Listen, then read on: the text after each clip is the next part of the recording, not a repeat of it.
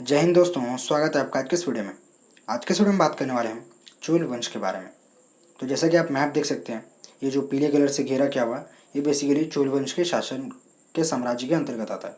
ठीक है, सबसे पहले हम देखेंगे इनके इंट्रोडक्शन के बारे में। ठीक है, तो ये बेसिकली पहले पल्लव वंश के शासकों के अधीन सामंत के रूप में काम करते थे। पर जैसे ही पल्लव वंश के शासकों का अंत हुआ और उनके साम्राज्य ढह गया, उसके बाद उनके वंश के ऊपर चोल वंशियों ने अपनी सत्ता स्थापित कर ली। ठीक है, अब हम देखेंगे उनकी उत्पत्ति के बारे में कि उनका ऑरिजिन कहाँ से हुआ। तो बहुत सारे तो इतिहासकार हैं और हर एक हिस्टोरियन इतिहासकार का अपना अपना एक ओपिनियन है, और सभी के ओपिनियन बेसिकली अलग अलग है, जिस वजह से इतिहासकारों में बहुत ज़्यादा कंट्रोवर्सी है इस चीज़ को लेकर के कि इनके ऑरिजिन क्या है।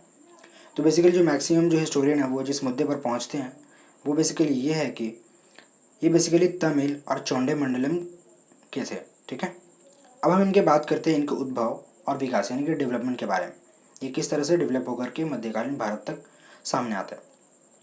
बेसिकली तमिल साहित्य के अकॉर्डिंग चोल वंश के प्राचीन वंश के शासकों में कार्यकाल का नाम महत्वपूर्ण है, और ऐसा माना जाता है कि इन्होंने ही प्राचीन वंश के टाइम के चोल वंश के इन्होंने ही स्थापना की थी।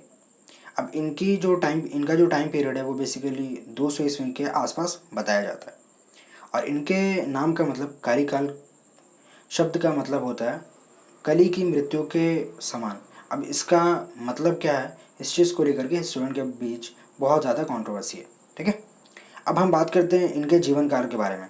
तो इनके जीवन काल के बारे में हमें जो भी जानकारियाँ मिलती हैं वो बेसिकली पट्टिनपाल ई की कथाओं के अनुसार मिलती है, और इन कथाओं के अनुसार उनके लाइफ का सबसे महत्वपूर्ण जो युद्ध था वो था वेनी युद्ध। वो महत्वपूर्ण इसलिए था क्योंकि इसमें उन्होंने चेर और पांड्य राजाओं के ग्रुप्स को हराया था, और इस वजह से उनके पूरे साम्राज्य को अपने साम्राज्य में मिला लिया था। ठीक है, इस तरह से उन्होंने अपने साम्राज्य की स्थापना की थी। लेकिन जब उनकी मृत्यु हुई तो उनके बेटे नेदुमुदु किल्ली सत्ता में बैठे। अब चूंकि ये अपने पिता की तरह योग्य और शक्तिशाली शासक नहीं थे, जिस चीज़ का फायदा चेर और पांड्य राजा को मिला, और उन्होंने क्या किया, इनके ऊपर आक्रमण करके अपने साम्राज्य को दोबारा पा लिया और अपने साम्राज्य सत्ता की नींव रखी, और इस तरह से प्राचीन वंश के टाइम के चोल वंश का समाप्त हो गया। ठीक है, अब इस वंश को मध्यकालीन भारत में दोबारा जिन्होंने पुनर्स्थापना की उनका नाम है विजयालय, जिन्हें बेसिकली विजयादित्य भी कहा जाता है। इनके बारे में ज़्यादा कुछ सामग्री अवेलेबल तो नहीं है जिससे इनके बारे में ज़्यादा जानकारी प्राप्त कर सकें, लेकिन इतना इतना बताया जाता है कि ये बेसिकली 850 ईस्वी में पल्लव वंश के शासकों के अधीन सामंत के रूप में कार्य करना इन्होंने शुरू किया था, और 871 ईस्वी के आसपास इनकी मृत्यु हो गई। बस इतनी ही सामग्री इनके बारे में अवेलेबल है। ठीक है, जो कि एग्जाम पॉइंट ऑफ व्यू से इंपॉर्टेंट रखता है। अब हम इसके आगे बढ़ते हैं। इसके बाद जब उनके पिता की मृत्यु 871 ईस्वी में हो गई, उसके बाद आदित्य प्रथम जो उनके बेटे थे वो भी सामंत के रूप में पल्लव वंश के शासन के अंतर्गत काम करने लगे।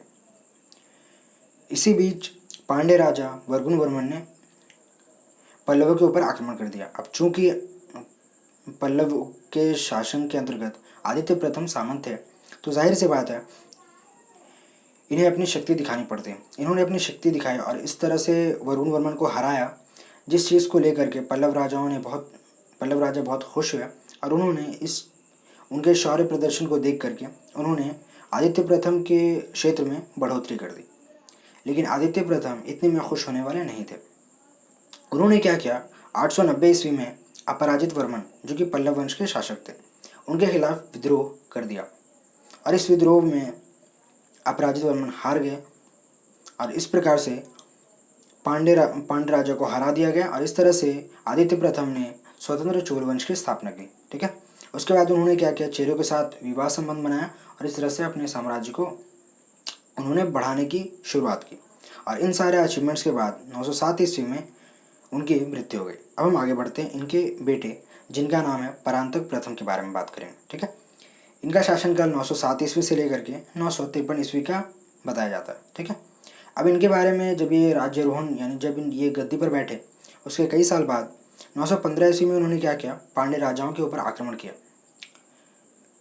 अब पांड्य राजा के ऊपर जब उन्होंने आक्रमण किया तो पांड्य राजा ने सिंघल राजा, जो कि उस वक्त श्रीलंका के शासक हुआ करते थे, उनसे मदद मांगी और वो सिंघल राजाओं ने पांड्य राजा की मदद की।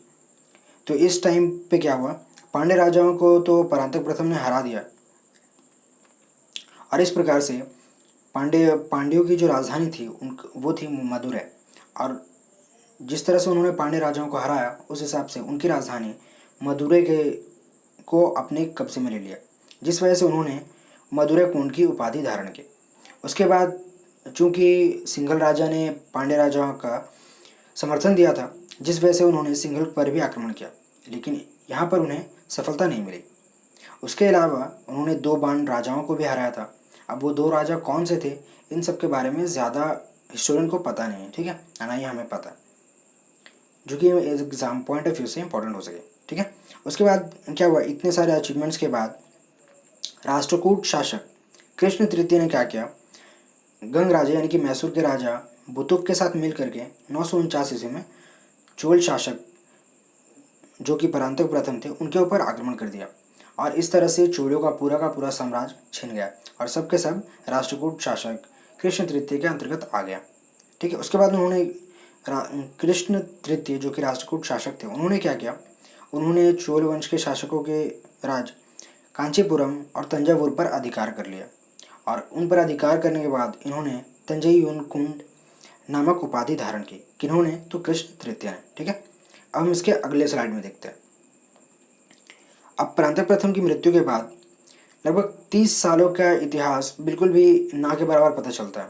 उनके बारे में ज़्यादा सामग्री अवेलेबल नहीं है और जो सामग्री अवेलेबल है वो बेसिकली 30 सालों के बाद का ही है, ठीक है। जिस टाइम में जैसे कि अभी हमने देखा 953 ईस्वी तक का इतिहास हमें दिखता है, लेकिन उसके 32 साल के बाद तक का इतिहास के बारे में बिल्कुल भी जानकारी नहीं मिल पाती है, ठीक है। तो 985 ईस्वी में सुंदर चोल के बेटे राजराज प्रथम गद्दी पर बैठे, जिनका शासनकाल 985 से लेकर के 1014 ईस्वी के बीच का, ठीक है। इनका जो वास्तविक नाम है वो बेसिकली अरुमोली वर्मन है, लेकिन जैसे ही ये गद्दी पर बैठे इन्होंने राजराज नामक उपाधि धारण की, जिस वजह से इन्हें राजराज प्रथम बुलाया जाता है। और जब ये गद्दी पर बैठे तो इन्हें जो साम्राज्य मिला था वो बेसिकली बहुत ही कमज़ोर और लिमिटेड क्षेत्र मिला था इन्हें अपने सिंहासन के ऊपर बैठने के बाद। तो जैसा कि तंजौरा बिली के अकॉर्डिंग ये पता चलता है कि उन्होंने अपने साम्राज्य को पहले संगठित किया और फिर अपने साम्राज्य को विस्तार की नीति बनानी शुरू कर दी। तो इस बारे में तंजौरा बिली से ये पता चलता है कि उन्होंने चेर राजा भास्कर वर्मन को त्रिवेंद्रम में हराया और फिर उनके 9 सैनिकों को बुरी तरह से परास्त कर दिया और इस तरह से उन्होंने विलेनाम पर अधिकार कर लिया। उसके बाद उन्होंने अपने साम्राज्य का विस्तार और शुरू करते हुए पांड्य राजा अमरभुजन को बंदी बना लिया और उसके राज्य मदुरै पर अपना अधिकार कर लिया, ठीक है। उसके बाद सिंघल, जैसा कि मैंने आपको बताया श्रीलंका के राजा को सिंघल उस वक्त कहा जाता था। तो सिंघल के जो राजा थे वो बेसिकली उनका नाम था महेंद्र पंचम। तो उनकी राजधानी अनुराधापुर को राजराज प्रथम ने पूरी तरह से नष्ट कर दिया और लगभग श्रीलंका के उत्तरी भाग को अपने क्षेत्राधिकार के अंतर्गत ले आए और उत्तरी लंका के ऊपर कब्जा करने के बाद उन्होंने पोलोन रूप को अपनी राजधानी बना ली, ठीक है। इसके अलावा उन्होंने शिव मंदिर का निर्माण भी कराया था उत्तरी लंका में, ठीक है। अब हम इसके आगे बढ़ते हैं। इसके आगे की हम अगर बात करें तो इस तरह से जैसे हमने देखा कि इन्होंने किस तरह से अपने साम्राज्य का विस्तार किया था और इसी साम्राज्य का विस्तार करते हुए लगभग वो पूरे का पूरे कर्नाटक के ऊपर कब्जा कर चुके थे। उसके बाद उन्होंने पश्चिमी चालुक्यों के खिलाफ अपनी नीति बनाई, जिसमें उन्होंने राजा सत्यश्री को पराजित किया। उसके बाद फिर वेंगी, जो कि पूर्वी चालुक्य थे, शक्तिवर्मन को हरा करके उन्हें अपने सामंत के अधीन रख लिया और उसके बाद उन्होंने क्या किया, शक्तिवर्मन को हरा करके अपने सामंत के रूप में रखने के बाद उन्हें एक चीज़ का फ़ायदा मिला कि शक्तिवर्मन के बेटे विमलादित्य का उन्होंने अपनी बेटी के साथ शादी कर दी ताकि उनके साथ मैत्री यानी फ्रेंडशिप बनी रहे दोनों की। उसके बाद उन्होंने उत्तर भारत के ऊपर वो आगे बढ़े। उत्तर भारत में वो ज़्यादा दूर तक नहीं गए, लेकिन कलिंग को उन्होंने जीत लिया। उसके बाद फिर इतिहासकार ऐसा कहते हैं कि राजराज प्रथम ने लगभग 1200 द्वीप जीते थे, तो इतिहासकार का ये कहना है कि 1200 द्वीप तो है ही नहीं। तो इतिहासकार ऐसा बताते हैं कि उनका इससे उद्देश्य ये था लक्षद्वीप और मालदीव का। ठीक है, ये तो हमने उनके विक्ट्रीज देख लिया। अब हम देखेंगे उनकी पर्सनैलिटी के बारे में। तो अगर उनके व्यक्तित्व के बारे में हम देखें तो बेसिकली बहुत ही महान शासक थे और उन्होंने अपने छोटे साम्राज्य को एक बड़े साम्राज्य में तब्दील कर लिया था। अगर हम बात करें आर्किटेक्चर के बारे में तो उन्होंने आर्ट को बहुत ज़्यादा प्रोत्साहन दिया था। अब उस चीज़ का उदाहरण है तंजौर मंदिर, जिन्हें उन्हें उनके नाम पर भी पुकारा जाता है, जो कि है राजराजेश्वर मंदिर। उसके अलावा वो शैव शैव थे, यानी कि शिव जी के मानने वाले थे, शिव जी के अनुयायी थे। उसके अलावा ऐसा नहीं है कि वो शिव जी के ही मानने वाले थे और बाकी धर्मों के साथ क्रूरता का व्यवहार करते हों, उनके साथ बुरा व्यवहार करते हों, ऐसा भी नहीं था। उन्होंने बौद्ध लोगों के लिए कई विहार का निर्माण भी कराया था। इस प्रकार से ये पता चलता है कि ये सहिष्णु थे। ठीक है, अब हम इसके आगे बढ़ते हैं। अब हम देखेंगे उनकी मृत्यु के बाद उनके बेटे राजेंद्र चोल प्रथम गद्दी पर बैठे। जैसे कि आप फोटो देख सकते हैं, कितने एकदम सिक्स पैक एप्स वाले थे। तो ये बेसिकली 1014 ईस्वी में गद्दी पर बैठे हैं और 44 तक इन्होंने शासन किया। अब इनके पर्सनैलिटी के बारे में अगर बात करें तो ये बहुत ही महान शासक थे। इनकी उपलब्धि और अचीवमेंट्स के बारे में हम आगे बात करेंगे। ठीक है, तो इन्होंने क्या किया, जब ये इन्हें गद्दी मिली तो ये बेसिकली साम्राज्य को उन्होंने ऑर्गेनाइज किया और फिर उसका विस्तार करना उन्होंने शुरू कर दिया। अब इनके बारे में हम जो भी चीज़ें बात करने वाले हैं, उनके जो स्रोत अवेलेबल हैं वो ये हैं तिरुवलनाडु और तिरुमलई शिलालेख से इनके बारे में सारी चीज़ें पता चलती हैं जो हम बताने वाले हैं। ठीक है, अपने साम्राज्य का विस्तार करने के लिए इन्होंने सबसे पहले केरल और पांड्य राजाओं को हराया। ठीक है, उसके बाद फिर उन्होंने दक्षिणी लंका के ऊपर रुक किया। जैसे कि मैंने आपको बताया कि उनके पिता राजराज प्रथम ने उत्तरी लंका के ऊपर कब्जा कर लिया था और पोलन रूप को अपनी राजधानी बनाई थी। ठीक है, उत्तरी लंका की। तो उसके बाद फिर उनके बेटे राजेंद्र चोल प्रथम ने दक्षिणी लंका को जीत लिया और वहाँ पर बहुत सारे वैष्णव और शिव मंदिर स्थापित किए। वैष्णव वो होते हैं जो विष्णु जी के मानने वाले होते हैं और शैव वो होते हैं जो शिव जी के मानने वाले होते हैं। ठीक है, उसके बाद उन्होंने पश्चिमी चालुक्य के बीच उत्तराधिकार का युद्ध चल रहा था, जिसमें एक तरफ जयसिंह द्वितीय खड़े थे और दूसरी तरफ राजराज। तो इसमें दोनों के बीच झगड़ा चल रहा था, जिस चीज़ को लेकर के इन्होंने क्या किया, जयसिंह द्वितीय और राजराज दोनों को ही हरा दिया और उसके बाद फिर पश्चिमी चालुक्यों पर इन्होंने कब्जा कर लिया। उसके बाद इन्होंने रुख किया कलिंग के ऊपर, जिन्हें हम अब उड़ीसा कहते हैं। ठीक है, तो उस वक्त उड़ीसा यानी कलिंग के जो शासक थे वो थे मधुकमार्णव। ठीक है, उनके ऊपर आक्रमण करने का रीज़न ये था क्योंकि मधुकमार्णव ने जयसिंह द्वितीय का साथ दिया था, जिस वजह से वो कलिंग के ऊपर आक्रमण किया इन्होंने। उसके बाद वो उत्तर की ओर बढ़ने चले गए। वो दक्षिणी कौशल, मगध और बंगाल तक जा पहुँचे और वहाँ के शासकों को बहुत बुरी तरह से परास्त किया। अब इस बीच जो वो सेना लेकर के उत्तर भारत पहुँचे थे, उनमें से कई सैनिक वहीं पर जाकर के बस गए। जैसे मगध में कर्नाद वंश के इनके कई सारे सैनिक थे जो बंगाल में बसे।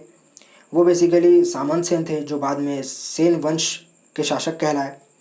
दूसरी तरफ अगर हम मगध की बात करें तो मगध में कर्नाद वंश की स्थापना जो है वो बेसिकली इनके सैनिक ही थे जो कि उत्तर भारत में जाकर के बस गए थे। ठीक है, अब इनके बारे में इतिहासकार ऐसा बताते हैं कि जब इन्होंने उत्तर भारत के कई राजाओं को हराया तो वहाँ से उन्होंने गंगा नदी तक वो पहुँच गए थे। उसके बाद उन्होंने गंगा नदी से गंगा जल उठा करके गंगा भरे मटके में गंगा जल ले करके पराजित शासकों के सर पर रखवा करके वो अपनी राजधानी तक उन लोगों को लेकर के आए थे।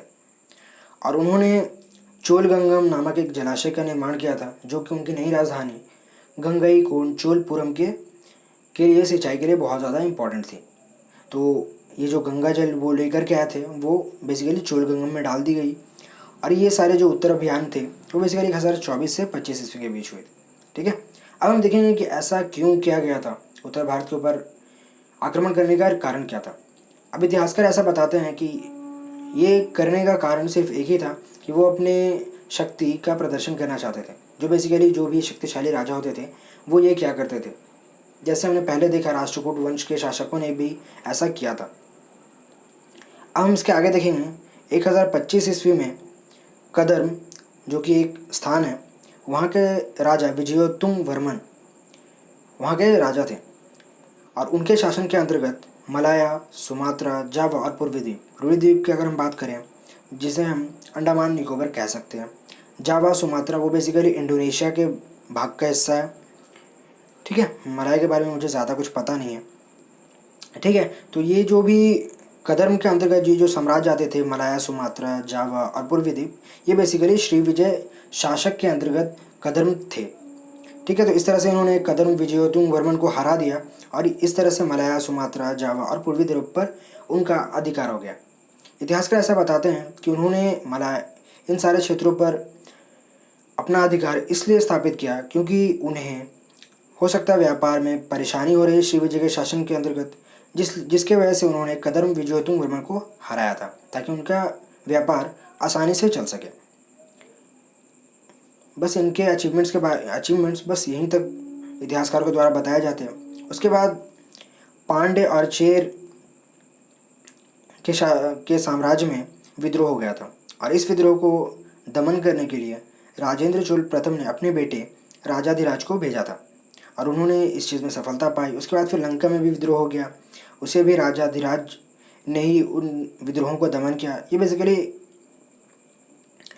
1049 ईस्वी के आसपास हुआ था। ठीक है, उसके बाद फिर वेंगी जो कि पूर्वी चालुक्य कहलाते हैं, उनके साम्राज्य में विद्रोह हुआ था, उस चीज़ को भी इन्होंने ही दमन किया था। ठीक है, अभी हम इसके आगे बात करेंगे, कुछ महान शासकों के बारे में बात करेंगे, जैसे कि राजेंद्र चोल प्रथम के बेटे राजाधिराज थे, जिनका शासनकाल 1044 से लेकर 52 ईस्वी के बीच का है। अब हम बात करेंगे उनके भाई राजेंद्र द्वितीय, जो कि 1052 ईस्वी से लेकर 64 ईस्वी तक इन्होंने शासन किया।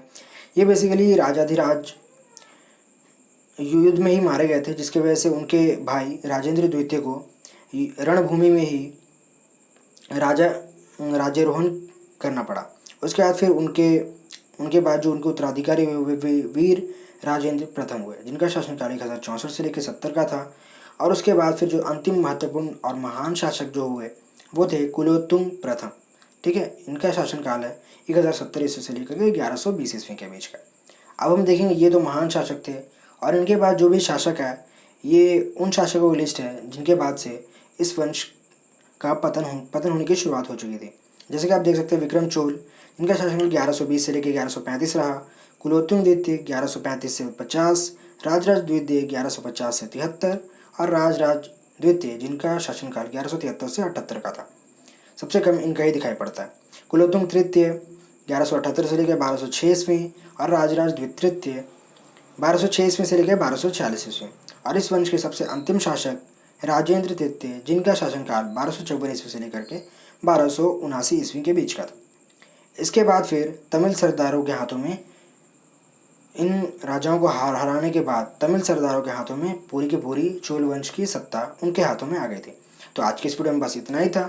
अगर ये वीडियो आपको अच्छा लगा हो तो प्लीज़ लाइक करें, कमेंट करें, दोस्तों के साथ शेयर करें और अगर आप इस चैनल पर नए हैं तो यार प्लीज़ इस चैनल को सब्सक्राइब करके ही जाना।